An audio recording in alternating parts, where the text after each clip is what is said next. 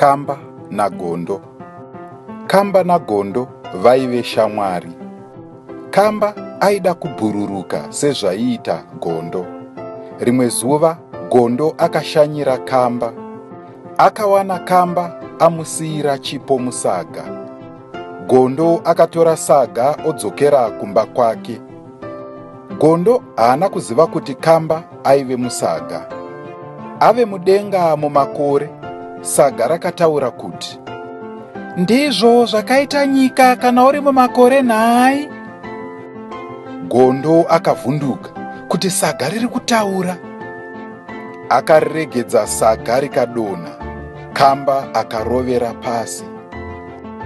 Kubva ipapo, Kamba haagone kufambisa. Ndipo pakaperera sarungano.